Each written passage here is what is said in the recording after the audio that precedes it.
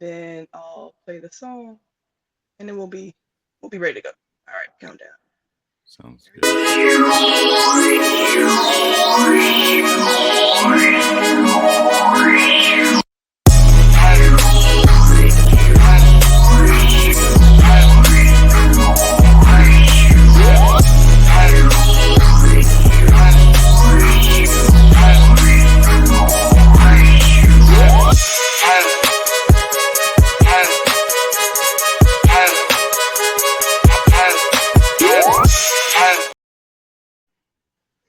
What is up? I love my song, y'all. I love my intro song. I'm over here jamming. I wish y'all could see me, but we got an awesome podcast guest. He is back for a second time. Josh Madakor, welcome back to Stats to Assets. Thank you. Thanks for having me back. Appreciate it. Of course. We love you, man. We love you. So we had to run it back. People love the first podcast interview. So we're gonna get into this time. Guys, we're talking about cybersecurity. Josh just launched a new course, cybersecurity for information security analysts. So we're gonna dive into what the security course is about. We're gonna dive into some wealth conversations, just some cool stuff. We're gonna get to know Josh a little bit more. But yes, very excited, very excited. So Josh, let's start off. For anybody that does not know you, they've been living under a rock a little bit. Introduce yourself. Just kind of tell them what you do. Sure. My name's Josh Madakor. I have a YouTube, but originally I worked in tech. I worked in IT and then cybersecurity a bit, and then I kind of blended some software development into there. I have a couple of degrees from WGU, and I've just done a lot of tech stuff. Um, my YouTube channel is focused a lot on like IT, cybersecurity, and career development for people. So I spend Mhm. quite a bit of time on that. Most of my time these days is kind of spent on that, and I kind of I'm trying to embody like that digital nomad lifestyle. I haven't lived somewhere permanently for probably like a year and a half. I spend like a lot of time in Japan. Like I'm in Japan right now, and I'm just kind of doing my best to get through life, I guess. Yeah. How's Yeah. Japan? What's the weather out there like right now? It's not bad compared to Thailand. Thailand's like I just got back from there and it was like 100, 103 like every day. Here it's like 70-ish degrees and it's really mild. Japan in general is like really clean. It's just like really a really nice place to stay, in my opinion. Awesome. It's definitely on my list to travel to. Um, Yeah. okay, so what are you so we just launched the course, but are you working on any other projects right now? Like what's next? What are you doing now? So right now, I have the IT and the cybersecurity course. So a decent chunk of my time is spent on those, like kind of maintaining the course itself, and then kind of Hmm. interacting with the students and those discords. So a good chunk of time is spent on that. But I'm trying to queue up a lot of videos for my main YouTube channel about like cybersecurity, and just try to field the requests from my audience, and then Yeah. make a bunch of videos essentially. Yeah. Okay. Yeah. And I'm gonna pause because something. How's my audio? Did it change at all? Uh, It sounds good, but I can hear myself echoing a little bit. Yeah, me too. I don't know what happened. Um, Let me I'm gonna remove you, but I'll bring you back. Say something, Josh. test 1 2 3. Yeah. I don't know if it's echoing, but now it's just different for me. I hear you kind of in both instead of like I don't know how to explain it. Mm, um, is there any um, way? Let's actually. Can you refresh? Can you refresh your browser? Let's try that. yes. All right, 1 second. Hope my cats don't make too much noise.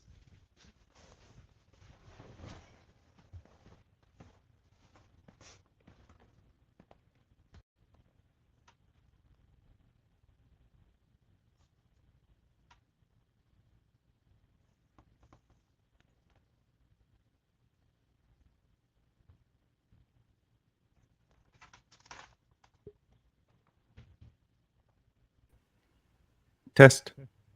Oh man, I can hear it a little bit. You can hear it? Can you Oh, hear it? Mine yeah. is not. That sucks.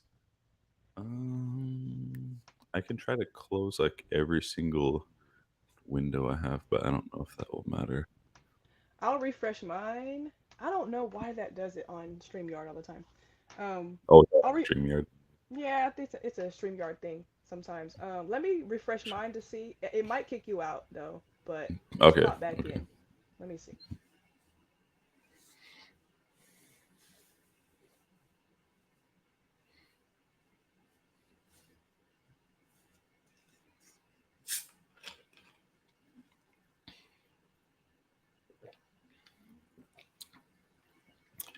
Test. Test. I don't. Yeah, I don't hear it anymore. it's cool. Yeah, it's back to what it was before. All right. Nice. Let me make sure. Okay. I'm good. Yeah. Okay, so we're still recording. It says live, but we're not live. Okay, perfect. Ready to go? Hmm? Okay, let me get my question. Uh, so you already answered what projects you were working on. Oh, okay. All right. Here we go. We're back. Mm-mm. So, Josh, I want to know, and probably some YouTubers want to know, like, can you tell us a little bit about how you grew up and where you grew up? Do you have any siblings? Yeah, tell us a little bit about your backstory.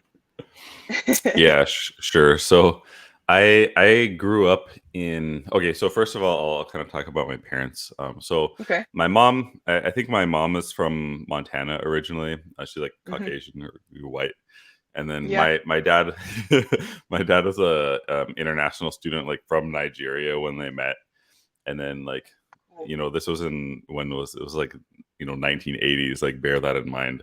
And then my mom would get pregnant by him by accident, and then they get married, and then like that's kind of like where I came from. So my dad's side of the family is they're like Nigerian essentially, and like a lot of them I don't really know them because they're in Africa, and then I was raised here. And then my mom's side of Okay. the family is like they're Americans. So I grew up as like a mixed kid, and I'm originally from Seattle, so I kind of grew up in the suburbs of Seattle, and I was kind of raised by my grandparents and my mom like for like the majority of my life. And so that's kind of I guess how I grew up as a kid. And then I do have one sister. she Hmm. she is a mental health counselor, and she is on YouTube, but we don't have to like shill her content. That's But okay. she yeah, she's like a mini YouTuber as well. And then I have four half brothers because my dad remarried, and I have like four half brothers. They're all obviously younger than, well, I shouldn't say obviously, but they're all younger than me, but they're all like taller than me, which is like really funny. But yeah. Okay.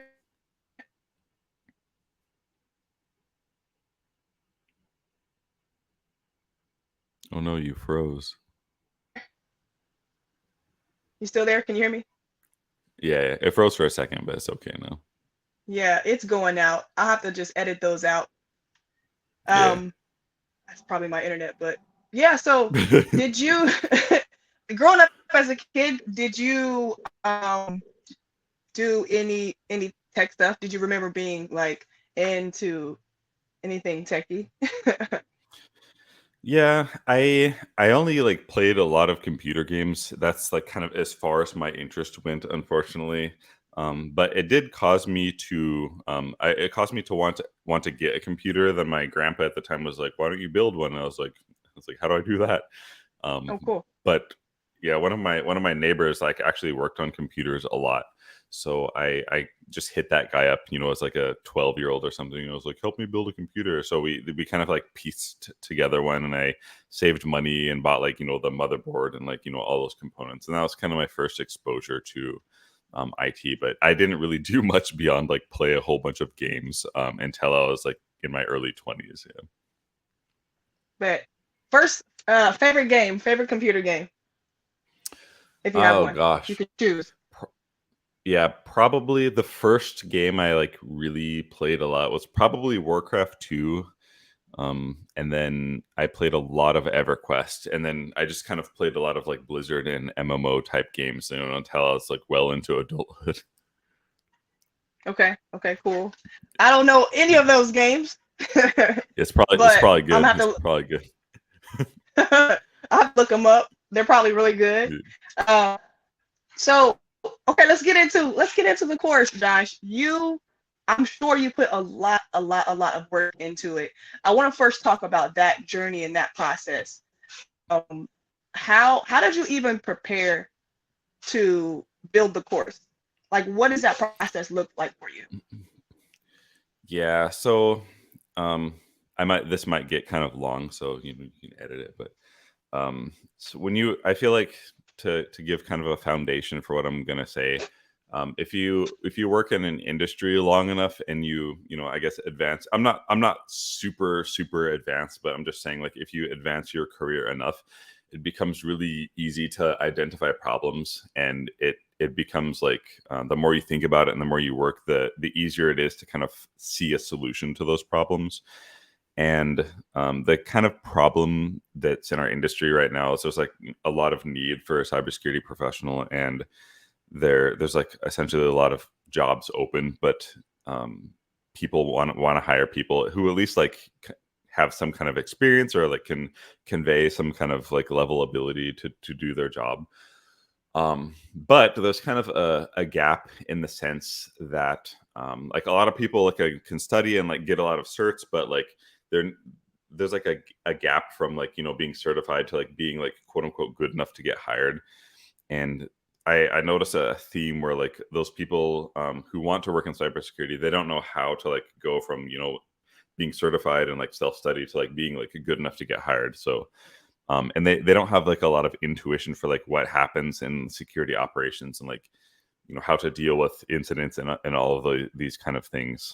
So having worked in security a bit, and worked with like a lot of different platforms and a lot of different like organizations, essentially, I built a course like specifically to take those people who are like kind of already interested in security, and like maybe they've been studying. It takes those people like up enough to be able to get a job, if not directly with security, with like some kind of ancillary security related role. So um I can keep talking if you want. Do you want to like stop me or like ask anything? Yeah, no, yeah, that's great. So my question is like, how many hours did it take you to build the course? You did video, you had to actually go in Azure and first probably troubleshoot and do the project a couple times on your own. Like yeah, draw that out for us. Let us know like how much work you put in this. Yeah. So Um, yeah, so the course is delivered on Microsoft Azure. If you don't know, that's Microsoft's cloud platform. It's just basically a place where you can rent resources to do computing. And so I delivered it there because it's really easy. There's like a lot of native security tools in Azure, and everyone can have the same experience because it's like the same platform, right? So basically, I designed the curriculum. So there's like a lot of different areas of security, like audit and like pen testing and like governance, risk, and compliance. But this course is built around security operations. So like responding to like logging and monitoring, responding to events, like creating incidents. So that's kind of what the curriculum is around. So I kind of drafted it up, so I could deliver in Azure, so we could make use of actual live attack traffic, because we can expose our stuff to the internet. And a lot of entry level security jobs want people to know how to use a SIEM, that's like SIEM, or Security Information Event Management System. So I kind of included all of that stuff in the course, and I had an idea in my head of what I wanted it to be. So the way I kind of built it, I I basically like built it backward. I built basically a miniature SOC in the cloud is what I envisioned, and a honeynet as well. So like a honeynet is like a network that's intentionally exposed to hackers or like bad actors, in order it kind of like elicits them to attack it, and then you can observe what they're doing, kind of thing. So I built the mini SOC with all the cloud resources in the cloud environment, and then I created the SIM, and then I started like ingesting logs from all of my virtual machines and resources and kind of like looking what was coming in because people are attacking the stuff because it's on the internet. And I just kind of like took kind of take note of everything that's happening. Like, oh, if I do this, I can kind of expect these kind of attacks. And if I provision this resource, I can expect bad actors on the internet to attack it in such way. And then based on the attacks I was receiving, from like random people on the internet, I created a bunch of relevant alerts that would like query the logs for those type of attacks, and then create incidents. And that's like, in a nutshell, that's like pretty much what the course is. We make like a bunch of environment, we expose it to the internet, we gather all the logs in a central area, then we kind of query the logs with the SIM for certain attacks, and then we practice incident response, against attacks that take place in our environment. So that's kind of how I did it. And then once that practical portion was done, I actually made the theory portion of the course to make sure it matched up with all the practical like application that we did. So that's kind of how Mhm. I designed it. I kind of designed it backwards. And then the third part of the course is like the job hunt and employability. So that kind of like takes your theory, and from the theory you're able to execute on the theory and practice the practical portion. And then once you have practical skill, there's like the employability section where we kind of build your resume and portfolio and like all of those things and make a really nice package, and then start applying to jobs essentially. So that's kind of how I built that. So probably to answer your question, um, I don't know. I can't count. It's a lot of person hours because I had like a dedicated editor, and then I have my own like personal assistant, and then I spent like a lot of time. So probably the initial draft of the course, maybe it's take like maybe 300 hours to make it, maybe 300 or 400 like human hours, I guess, if that makes sense.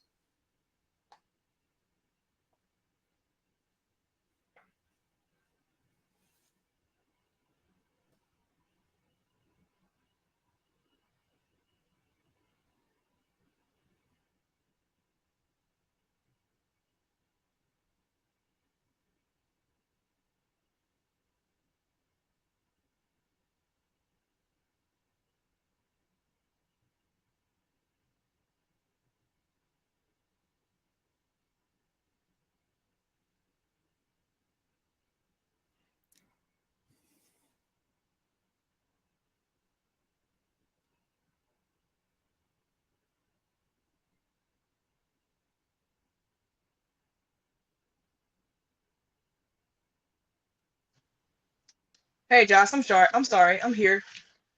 Hi, it's okay. It's Uh, recording locally, right? So it's not a yeah, big it deal. Okay. yeah, it should be getting all of this stuff that we can edit out. Okay, that's good. I finished But talking. shoot, I forgot. I couldn't hear for a second, so I didn't know. I don't know where you left off. Um, but oh, it should I have just said it should have caught everything. okay. I ended saying it probably took like maybe 400 or so human hours, but I had two people like helping me quite a bit. So Wow, 400. 400? yes, yeah, something like this. Because I have like a dedicated assistant, and then I had a dedicated editor, who I would just dump the video content to, and that person would edit it and send it back to me. Hmm. Because I didn't have time, I didn't have time to edit it. It was almost late to deliver, but because I had like so much help, it ended up being okay. So I estimate probably like 400 hours. For me, it was probably like 200 hours, something like this, and then between like my helpers, it was like probably total of Hmm. 400, something like this. Okay. Okay, cool. So if somebody, they're looking at the course and they're like, yes, I want to get into cybersecurity. This is going to be great hands-on experience. What type of entry roles could they maybe look forward to applying for? If they after they take the course, then maybe they have, of course, maybe a security plus. Um, Mhm. what would they be kind of, I guess, qualified to do? Yeah. So it's kind of hard question to answer, but the kind of generic or vanilla answer would be like cybersecurity analyst or information security analyst or SOC Hmm. analyst. But actually, it's much more than this. Because because even if a job doesn't have the word like security in it or cyber or whatever, most well, I should say all IT jobs have some kind of security component to them. Yeah. So because our course it's delivered in Azure, and there's like we make heavy use of the cloud. You can be some kind of cloud support engineer or application support engineer or something like this, or you could be like detection engineer, detection analyst, or incident response and analyst, or incident responder, or like something like this. Hmm. In the course, this is like a big question, and it's like a big problem because people don't really know anything other than like SOC analyst or whatever. So Yeah. in the in the course, in the job hunt section, I made like a list of keywords that you can use to search for jobs, and that list is like largely based off of the topics in the course. So you might search something like you wouldn't think to search, for example, like NIST 861. That's like their National Institute of Standard and Technology's special publication for incident handler. So if you search on Indeed for NIST 861, a bunch of relevant jobs will come out, but people don't Mm. usually think to search things like that. Okay. So I kind of provided a list of stuff like that. And then if you do that, the jobs that come out will be like, oh, I never thought to even search for that, right? So Okay. it's yeah. I don't know if that makes sense, but that's kind of how I deal with Yeah. that. No, it does. It makes perfect sense. So there is like it's almost like not a game, but to me, it's like there is a game to actually knowing how to apply for jobs. Like you said, you can find more if you Mhm. kind of put in certain um, keywords that might be actually in the listing rather than the actual job title. Yeah, exactly. And it is the whole thing is a game essentially. It's funny that your handles like stats to assets because it you should think about it as you're playing a video game and the main character is like yourself, and you have a bunch of stats that you need to raise, like Hmm. like your portfolio interview ability, your personal appearance, like all of these things, like your technical skill. Those are all stats essentially, and the idea is you're supposed to make your stats as high as they can be, and inside your stats, that includes a resume and portfolio too. So once those are as high as they can be, and then you take those and then you amplify your chance of getting a job based on like how many quality job applications you put out, like how many jobs you apply to. It's just all a game, and it's like it is a statistics game, and you use your stats to play it. That's like kind of how it is. So, Uh, oh, curious, just curious. You might have answered it already, but why did you choose Azure to do as a the cloud platform to do the project in, or the hands-on portion over like maybe Google or AWS? yeah, so I'll try to be only positive here. So uh I love it.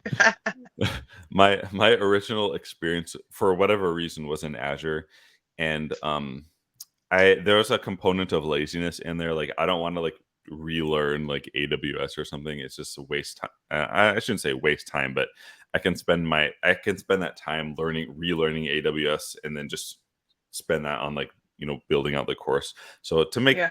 I guess to make it short, like I already like knew how to use Azure. I used it like quite a bit, Hmm. primarily, and secondarily is because everyone can have like the same experience for the most part, as opposed to trying to make them like use their own computer or like do something like this. So those are kind of the two main reasons I use Azure. Awesome. Just curious. Um, Mm. so let's see. So far, have there been any successes on people getting jobs yet from the cybersecurity course? Now, I know you just launched it, so it's kind of fresh out there. And Mhm. a lot of students. First of all, let's talk about how many students you actually have right now. Yeah, if I look on Kajabi, like that's the platform it's delivering it on. It's like Okay. 560, Wow. and we launched it in April, I think. Just Yes, last April. month. Yeah, yeah, yeah. It's a lot. So congratulations. Congratulations on that. So that was awesome. Yeah, Um, thanks. but yeah, anybody graduated and got a job yet? Yeah. So someone graduated. Maybe it's after a month they graduated. They got a job. They were working in IT already, and the job they got was like a cloud security architect, I think, or cloud security Ooh. admin, Okay. something like this. And then another person got a job they actually they were like a police officer. I just did an interview with them, and they went through the cyber course, and then they got a job as gosh, it was like an IT support analyst or something like this. So the cyber course, you can you don't have to work like in like cyber jobs. So they just picked up a job as like a support analyst or something. They had a bunch of interviews and they had 3 offers, and then they chose that one because it comes out. I talk about it in the interview with him, but he just liked that offer the best. And Perfect. Okay. then there's like a few other people who are interviewing right now, maybe like 3 that I can think of who are interviewing. So I'm kind of chatting with them and giving Mm-hmm. advice the best I can. Cool. And so yeah, hopefully you have some more coming up here pretty soon. So, Awesome. There will be definitely more. I'm going to be one of those pretty soon. So I nice, just nice. finished the course. I think last week I got done with the lab portion.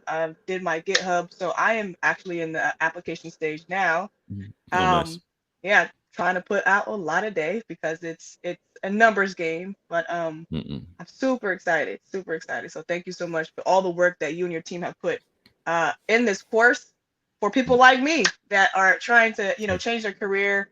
Um, and yeah, like just in the situation uh, to where they don't know what to do. You don't really know what certifications or how to present themselves with the resume, with LinkedIn, um, how to have a portfolio of something that, work and projects that you've done. You really create a total package of a course. And the Discord, y'all, is fire. Everybody's helping Oh, all the time. mm, Him and his team, they do a great job of patching things when, we might find something, or Microsoft and Azure, they changed the platform, and so it's different, and he goes mm, right in as soon as we let him know to update or patch the video.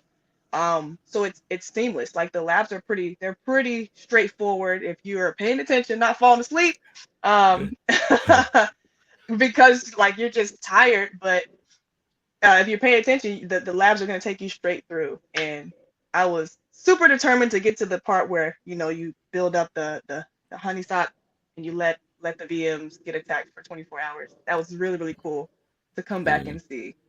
Oh man, people out here, they're out here they're attacking my stuff. It's really cool. Yeah. So thank you so much. Mm. um, but let me see. What was my question?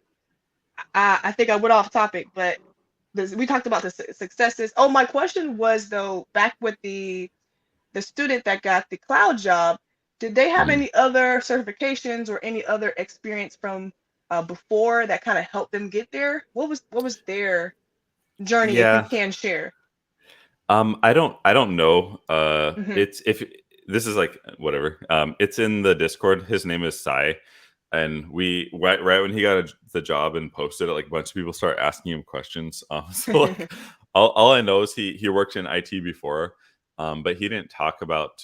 Well, at least I don't remember reading it about too much like what he did. And I was like, so, do you want to interview? But Yeah, he I don't think he want to like. It's kind of nerve wracking to like come on YouTube and like all this. So I kind of like leave him alone. Like, I I don't got like you. bother him too much. But he Perfect. did Okay. he did work in IT before though. But I don't 100% know what he was doing. Okay. Okay. Cool. What's your favorite part? Curious. What's your favorite part of your course? My favorite part is seeing how long it takes for our stuff to get attacked once we create it. Like if we put a virtual machine on the internet, how soon is it going to start getting attacked? That's like pretty fun. Hmm. And the making the maps is really fun for me because I like to see like we have this thing where use we like enrich the logs from the attackers. Like we take their IP address and then we derive the geographic information on that and then plot all of those like on a map to see where all the attacks are coming from. And it's fun to see like where the attacks are coming from. It's like crazy. Maybe Yeah. Ernie gonna put like a picture of that up or something. It's quite fun. um Yes. yeah, probably those two my favorite. It's not, I don't know, it's a boring answer, but that's what I liked. Awesome. What was the hardest part maybe for you when you were putting the course together? Was there Mm. any spots of any rough spots or just, man, this is tough for whatever reason.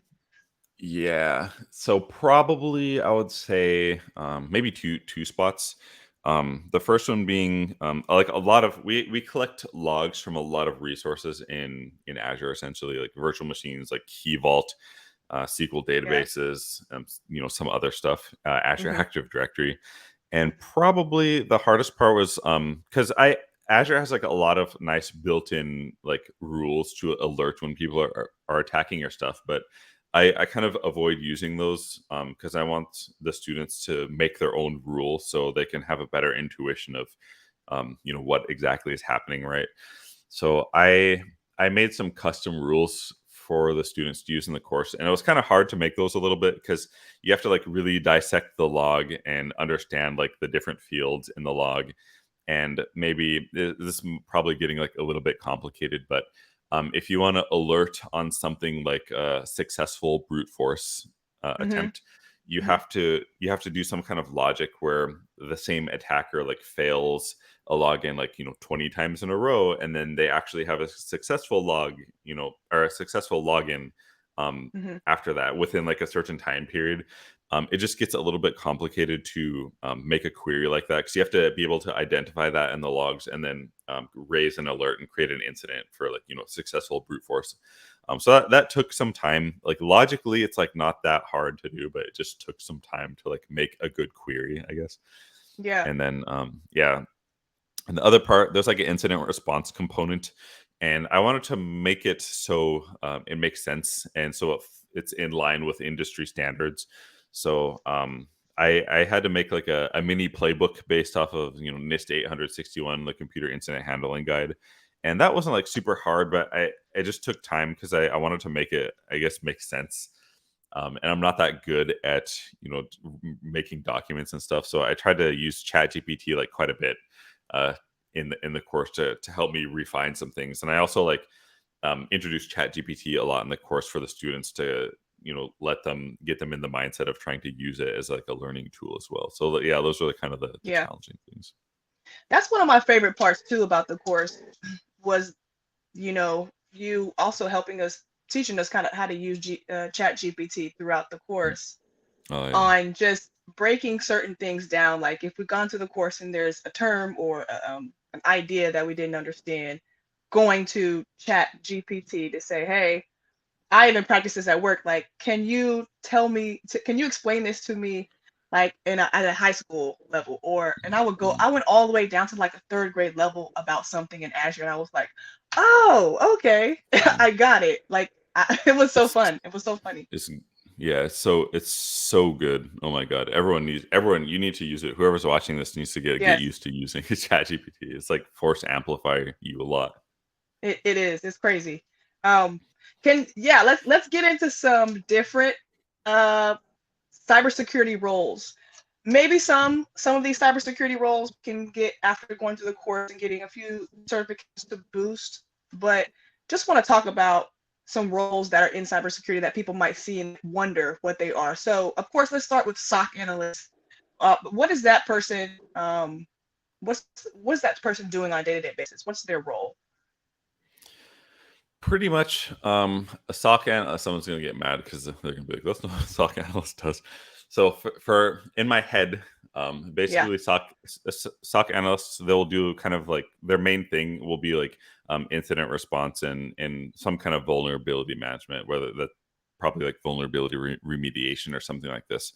So the incident response portion, maybe they're sitting at their computer and they have some kind of tools set up. Maybe they're using a SIM, like the Security Information Event Management System, and maybe say an alert gets triggered, and then their job is to kind of investigate that alert and determine, if it's a false positive or a true positive or whatever it is, and then Mm. kind of do actions based on that, like start executing incident response. So that the whole incident response life cycle, like say something happens in your environment, maybe um, Bob opens a malware or something and it triggers an alert, and then you check it, and then you see like, oh, it is real.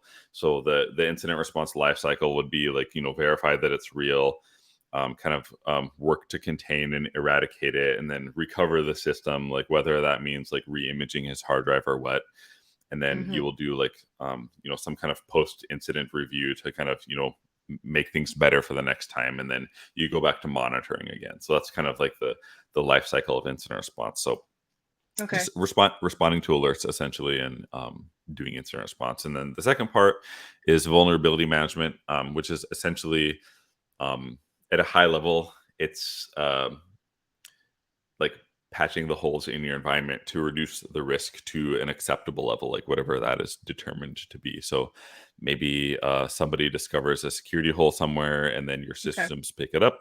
Maybe the SOC analysts, they might have like a different official title. They'll go and remediate the vulnerability essentially, or maybe another group of them is actually doing the scanning to find the vulnerability. So that's kind of the two things, like incident response and then managing vulnerabilities for the environment.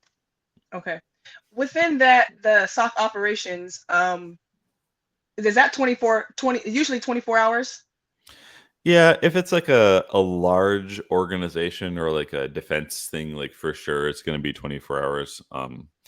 But if it's a smaller business, they might enlist like an MSSP. I think it's managed security services provider or managed services security provider, something like this. Mm-hmm. And then Mm-hmm. depending on their SLA, like maybe they have like 24 hours during the weekdays, or it just Yeah. depends on like the size of the company. So yeah. Okay, cool. So information security analyst, is that similar to SOC analyst, or are they actually different? Yeah, so people throw around titles like a lot in IT, but in my head, I'll try to explain this in a way that makes sense for me anyway.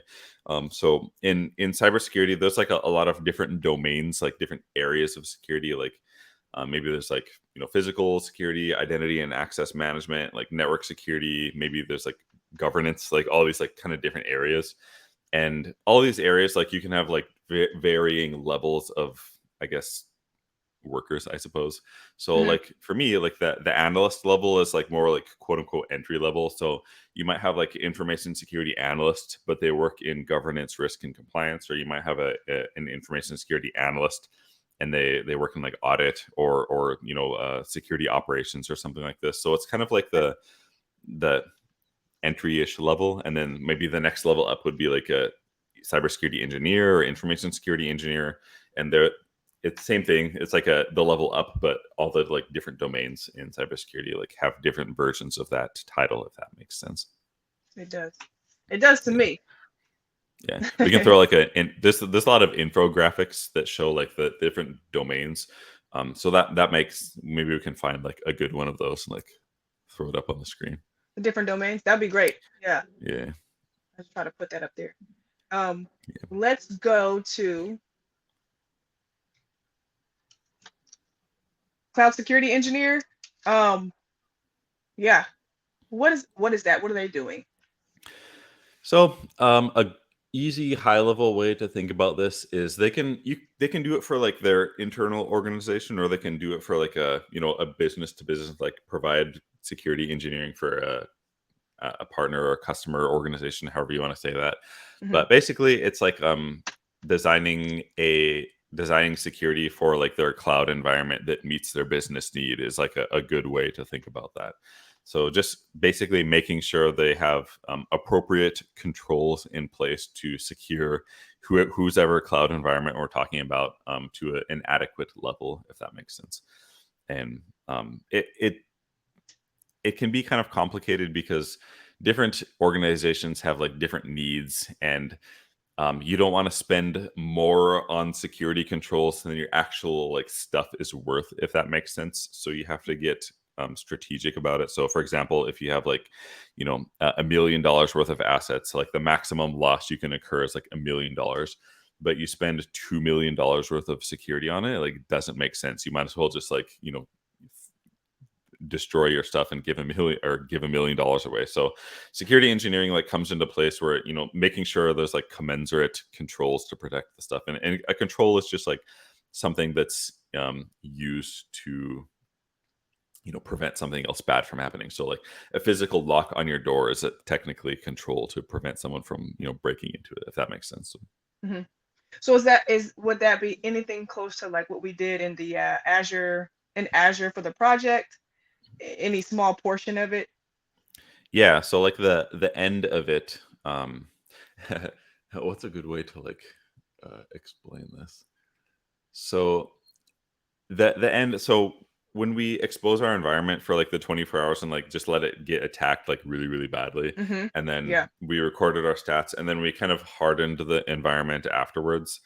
I as yeah, so technically you can say we do some kind of security engineering where we decide the appropriate controls to like reduce the risk to our environment a lot, because you notice like we didn't have to implement that many controls to reduce like the attack logs and like the incidents, right? I think Yeah. we implemented like NIST 853 SC7. We can like put that on the screen, and that was like cheap to implement because it's only a single. Well, it's not. It's a single control, but we did a couple things, and it reduced our attack surface by like a decent amount. Um, Whereas we could do more, right? We could do like all these like crazy controls being recommended by Azure, but maybe because our environment is cheap, we're not going to get a huge financial loss if it gets breached. Yeah. Economically speaking, it doesn't make sense to implement all of the controls if that Mm-hmm. kind of makes sense. So I didn't talk about it in the sense of like, all right, everybody, we're gonna do security engineering now, but that's essentially what happened. Yeah, Yeah. Cool. Cool. Cool. Cool. yeah. Okay. Moving on to the next one. GRC compliance. So so that role, maybe it's not compliance, but would it be called like a GRC, I don't know, Yeah, just analyst or auditor or officer or something like that? yeah. So there's like yeah, GRC, governance, risk, and compliance. You just want to talk about like what they do, kind of thing. Yeah, yeah, for sure. Yeah. So there is basically um, that that department's role is their job is to provide some kind of governance with the goal of reducing the organizational risk to an acceptable level, again like whatever that means for the organization, and try to maintain compliance. So if the organization, what that means is like sometimes data is regulated, and if you store or process certain data, you need to have certain controls in place. So, like a way to put this simply is if you're a company and you store diamonds, maybe there's a regulation that you need to have a giant lock on your door. Essentially, that's like a really simple way to put it. So, GRC people, at a high level, they just make sure to they use governance to make sure that you stay in compliant with the stuff that you need to be compliant with, like whether that's health information or card holder data, and then reduce organizational risk. So, like maybe like analyst and engineer kind of gets like hazy in this area Mm-hmm. in my opinion, but basically what a GRC person did, or what I did when I was working in GRC, is I'd be like sitting at my desk, right, like any normal IT person, and I have a ticketing system, much like any other normal IT person, and stuff would come into the queue, but instead of like fix Bob's computer down the hall or help Jane with her software, it would be like perform a security review for this SaaS application that the sheriff's office wants to purchase or something like this. And that kind of thing like takes a long time to do, but basically you would look at the we call it COTS, like commercial off the shelf. So I would look at that COTS application, and then I would kind of work with the program manager, whoever is trying to implement it, and then try to identify all the data that's being stored or processed in here. Because if it's if they're storing like credit cards or health information, we have to like kind of design the controls around it, or like recommend what controls to use, and like kind of figure out like exactly how that vendor is doing security, and like if it's in line with like our risk appetite, and just kind of make sure like everything's fine in terms of security. And then if I find something in the application that is not good, or it's exceeds our risk appetite, like they don't do vulnerability management, that vendor like doesn't do vulnerability management or something, we'll kind of Okay. work with them to try to get them to do what we want so they can reduce their risk, and as such like keep our risk at an acceptable level. So that's kind of what GRC people do. It kind of depends on like what your role is, I suppose. And this can be like, external people like COTS, like commercial off the shelf vendors, or it could be like internal stuff as well. Like if somebody's Mm-hmm. trying to build something internally, it's kind of the same thing. And usually like people work in GRC, they'll use some form of, it's called like NIST 837. It's like the, what is that? It's it's the risk management framework, which is for reducing organizational risk. Essentially, we talk about this in the course a little bit, but yeah, high level, just reduce organizational risk, and their job is to kind of keep it at the level that they want it to be at. And if the risk happens to expand from like whatever vulnerabilities or like poor vendor management, it's like kind of their job to like make sure the risk stays at our predetermined level that we accept. If that makes sense. That was kind of a long answer, but that's GRC for me anyway. That's GRC's long. No. So I just kind of want to clarify, like, GRC is more. Would you consider this a more of a non-technical type of role? Still technical because it's cybersecurity. You gotta know stuff, but Mhm. would you consider it more non-technical? Yeah, I would say so. Like you can it's good. The more technical you are, the kind of better it's going to be, because you have more context for like what the heck is like going on, right? In terms Hmm. of everything essentially. But you can get by with not being super technical if you go really hard on theory and you're just like you know good enough, like for sure, like you can get by without being super technical for sure. Yeah. Okay. And this person is going to have, they'll have to do a lot more, maybe presenting or talking to people and talking to executives and team leads, right? Yeah, yeah. It depends on your role, like analyst or engineer, but that's like kind of whatever. But yes, yes, I worked in GRC and I had like a bunch of meetings with like department heads when we're trying to get people to do stuff. You have to like yes, to answer your question. No, no, go ahead. You got to get like people to Yeah, listen and like, what do you think? yeah, Yeah. yeah. You have to be like um you have to be. I want to say the word smart, but that's not a good word. But you have to. Um, So generally speaking, if you're in a big org, you'll have like project managers like trying to do stuff, and they don't really care about security because their metrics are not like how secure are you. Their metric is like, Yeah. did you meet your like project pipeline and like under budget and like all this stuff. So they don't care about security. So you have to like um you know play nice with them enough to like kind of get them to do what they need to do in order to keep the risk down. Hmm. And you just have to learn to play nice with people. And when you have asks for people, you have to make it easy for them to execute on that ask, like as easy as possible. Yeah. And you have to be able to deal with pushback sometimes.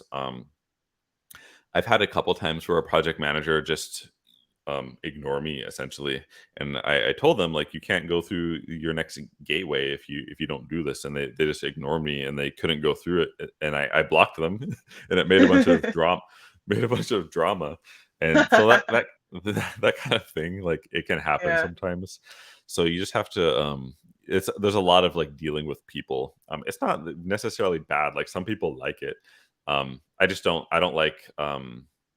I don't like working hard and then not accomplish anything, not being able to accomplish something in the end because someone decided to like, not want to work or Not. something like this. Yeah, for sure. Yeah. I'm the same way. Definitely the same way. But GRC, you guys, if you got, if you're listening and want to get into cybersecurity, and you're like, I want something more, maybe non-technical, maybe based around more rules, protocols, maybe theory and understanding, and you can maybe talk to a company to let them know, I don't know, the security measures that they need to take and where they are in case so that they don't lose a bunch of money and Yeah. get fined from the government. If that's you, look into GRC compliance. Yeah. You want to And add the something, course, Josh? yeah. I was gonna say that the course covers it enough to give you like a pretty good intuition about security in general to be able to function as like a at least analyst level in GRC. And we cover risk management framework in the course, like a decent amount. And there's some like practice interview questions in there to kind of help build intuition. But yeah, it's definitely an option.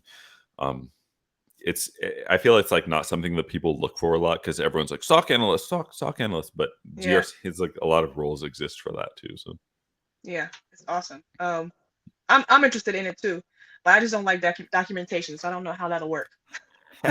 yeah, yeah. um. Okay. Cool. We're about to get so really quick. So we're gonna wrap up the content about the course.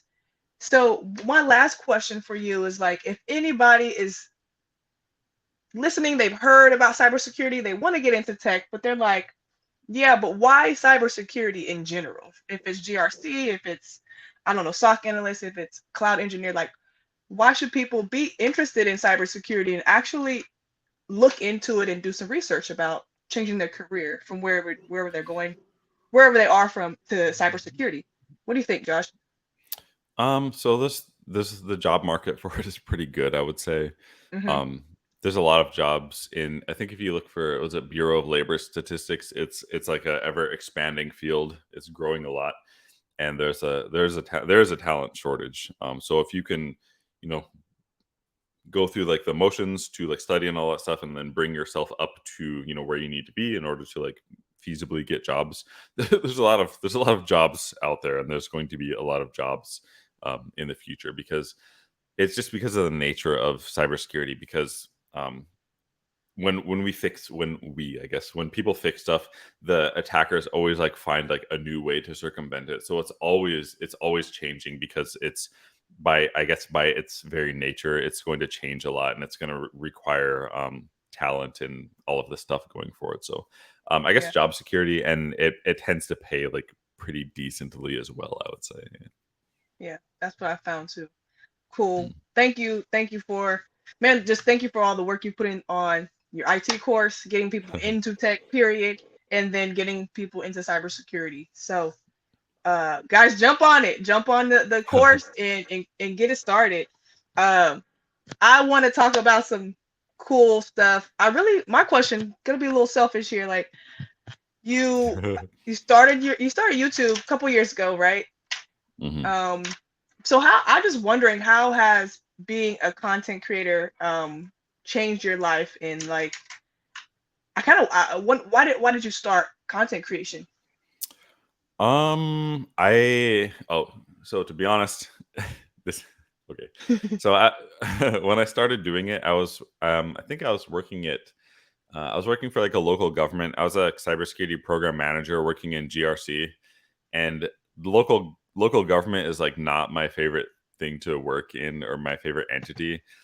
And I was like, man, this like sucks. I was like, I'm not gonna work another normal job after this. I need to Yeah. figure something out because I it's just like not it for me. I do like I like cybersecurity, but I don't like practicing it in certain ways, right? For like local government or dealing with people who I don't want to deal with essentially. So I was like, I need to do something. So I just started doing YouTube. I started researching a lot, like how to do YouTube, and like I just started doing it just to kind of give myself more autonomy in life and see, I guess, what it would lead to. So Hmm. yeah, that's kind of why I started. So why I started doing it. Yeah, yeah. Why'd you start doing content?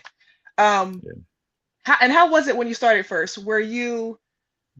Was it tough to like get content out and like actually jump in front of the camera and figure out what to say? Like how was that for you? Because for me, I know it's a little tough sometimes, but I am getting better at like just jumping on and Yeah. sharing my journey. But like yeah, how was that for you in the beginning?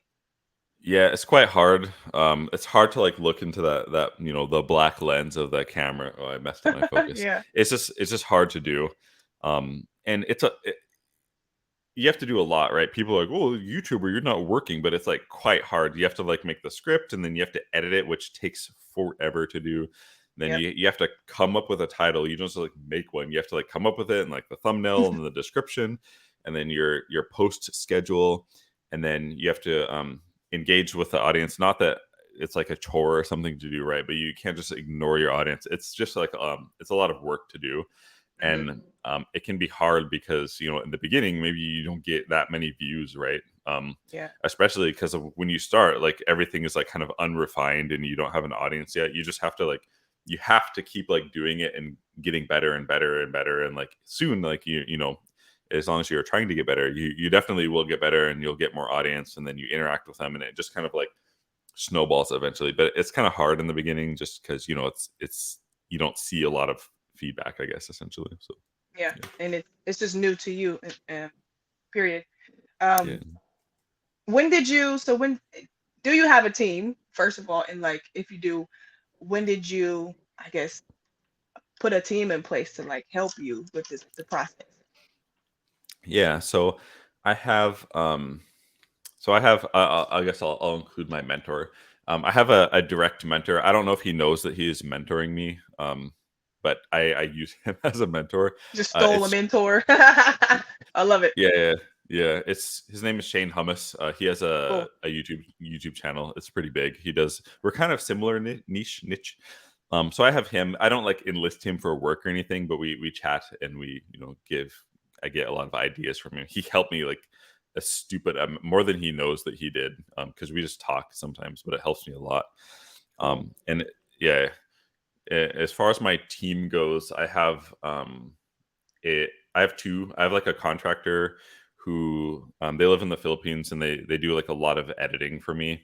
Hmm. Um, she has helped me out like a decent amount, and then I have like my like an in person kind of I guess counterpart who I don't want to say dump, but I give her like a lot of stuff to do. She's Japanese actually. She lives like pretty close to where I'm at right now, Okay. in Cool. Japan, and yeah. So I've Japanese lady, Filipino lady, and Hmm. then that's Quint. I didn't choose like women on purpose, just based on merit. I chose them based on like their merit, and then Cool. Shane Hummus helps me a lot too. So I guess four people, but I don't pay I don't pay Shane.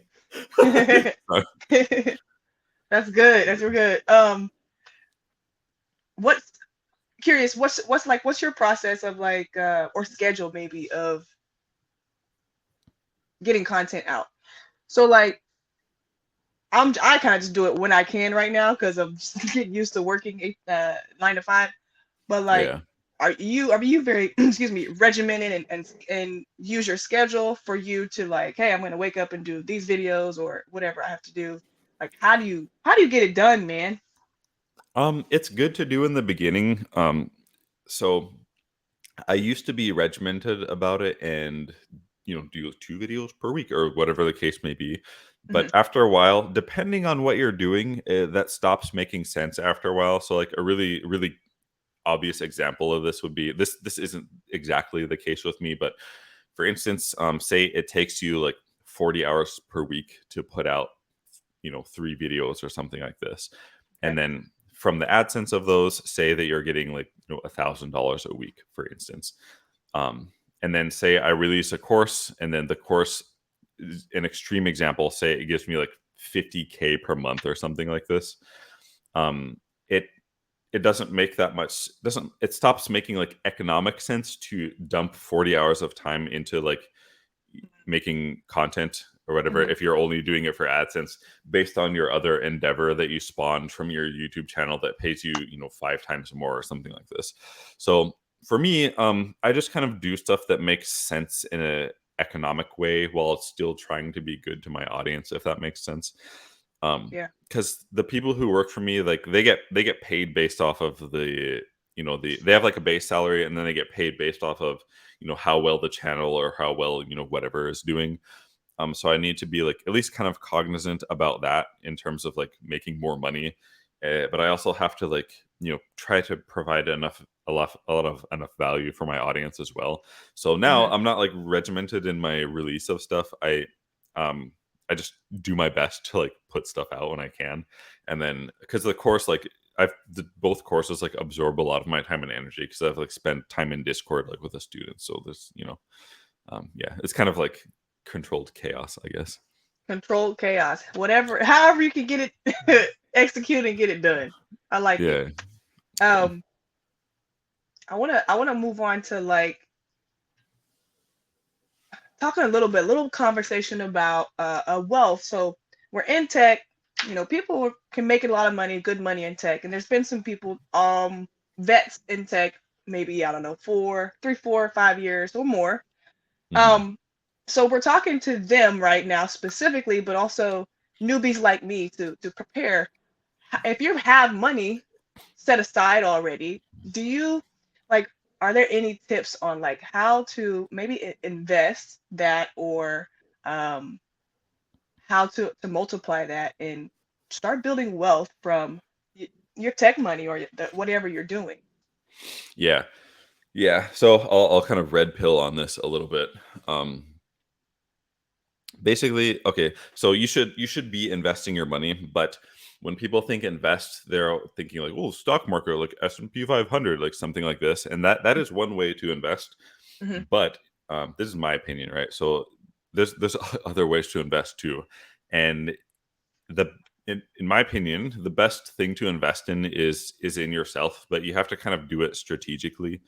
Yeah. If your goal is to make more money, I don't skimp on my like education and like learning new things and like doing things that will help me like get better essentially.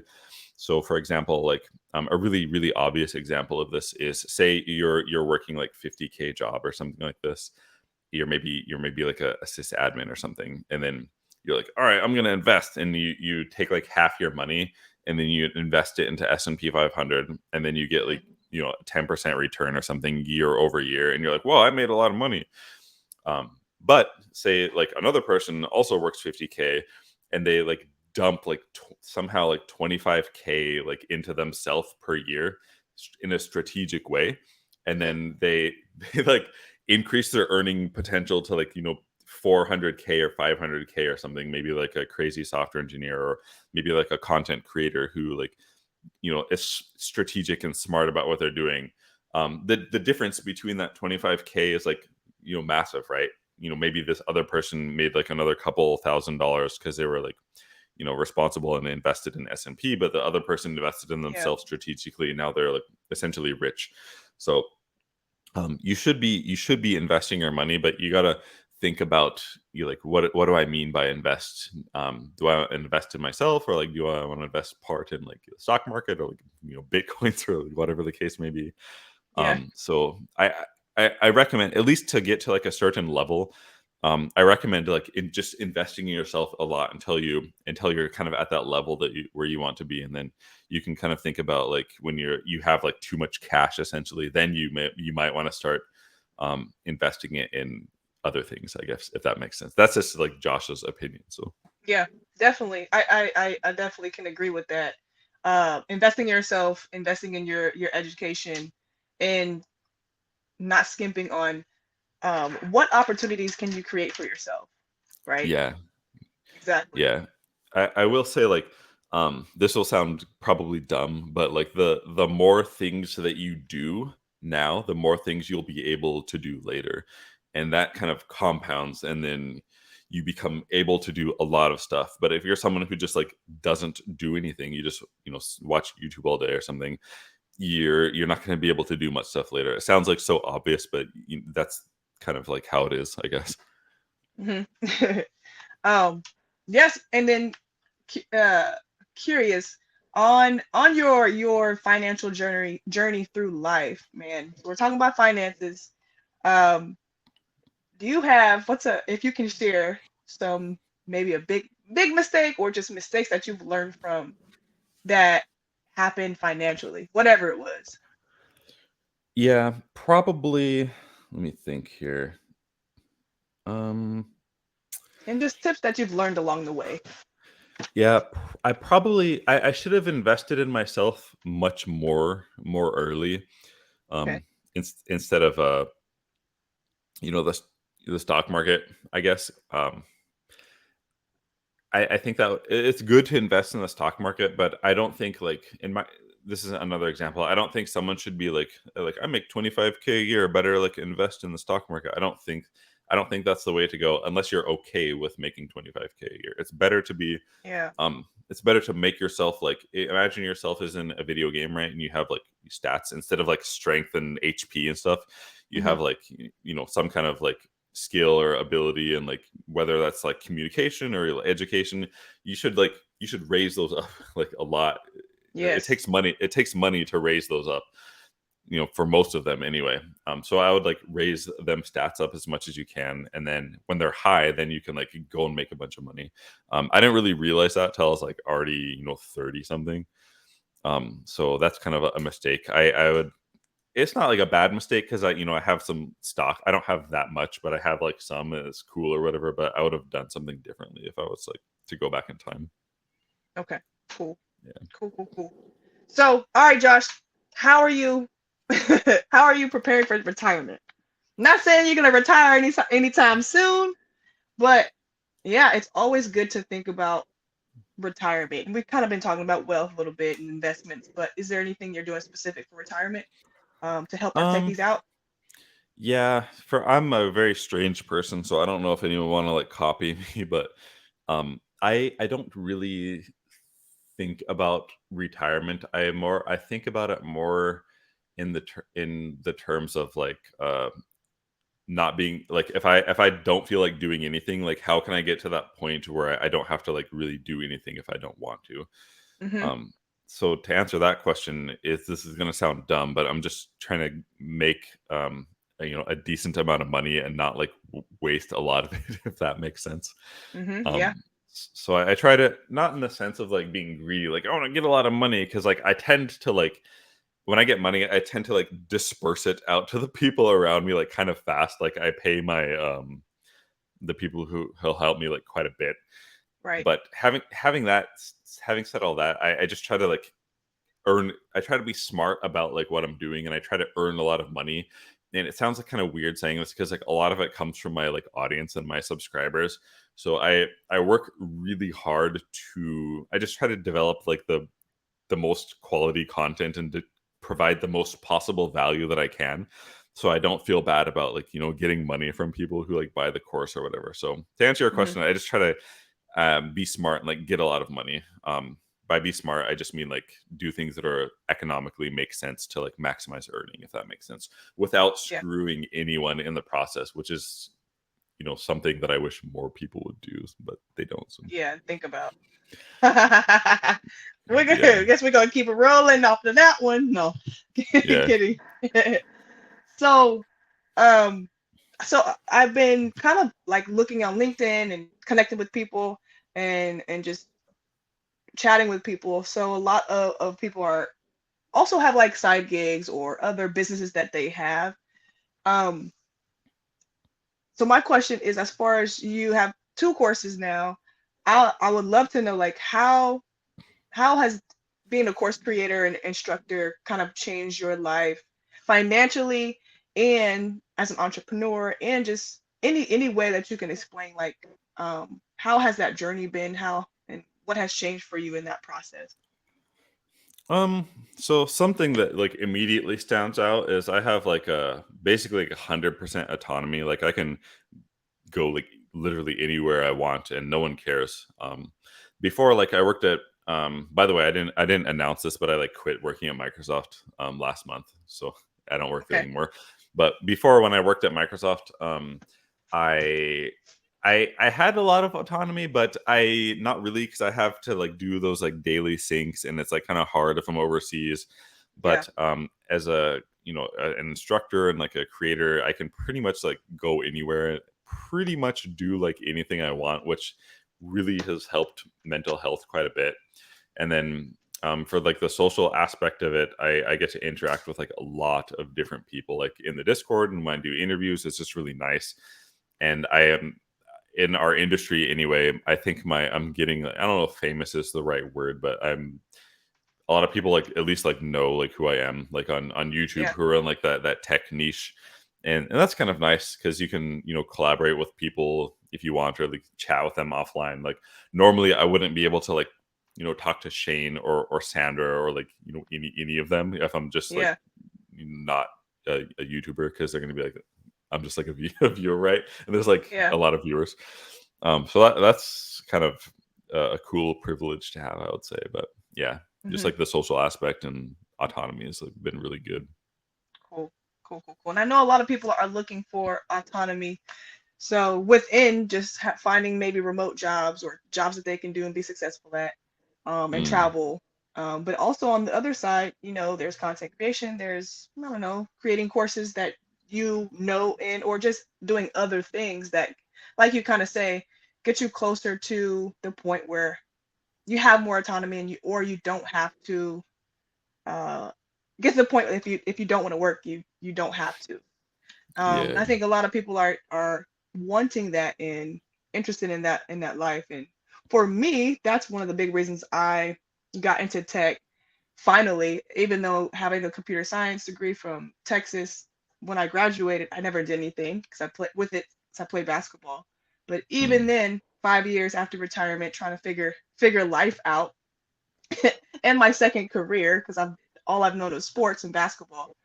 Um, mm, yeah, like I just kind of understood that tech is something that at first I'm interested in, but it's also paying very well. And it's like, if mm. you're going to be working 40 hours and giving your time up, you should be making great money to pay your bills and not have to stress, and you Yeah. know prepare for living your life and not working all the time. But like you Mm. said, you have to invest the money earlier. You have to invest in your knowledge and your education, and putting yourself in position to make great money, be successful at your job, know what you're doing, and just go up from there.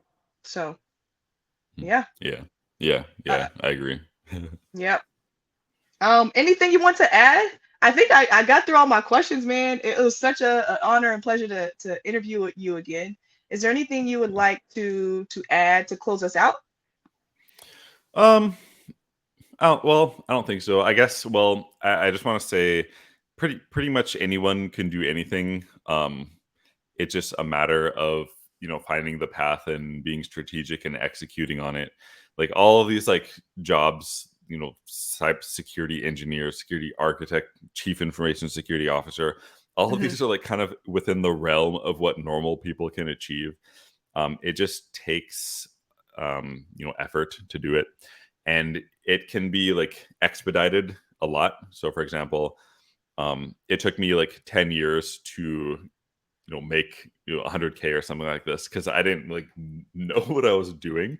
But Yeah, if you can find like a mentor, like you can use me. I mean, we don't have to like email, but you can emulate what I'm doing, or other people who are doing what you want to be doing. If you can emulate them, you can like cut down that time by like 90%, some crazy number. yeah, And just like execute on it, and like do what you have to do, like educate yourself and like all of this stuff, and you can have like a great career. Just takes time and effort. Humans are like really smart and mentally flexible. It just is a matter of like time and effort, essentially. So yeah. awesome, awesome. Do this one thing for me, then we'll close it out.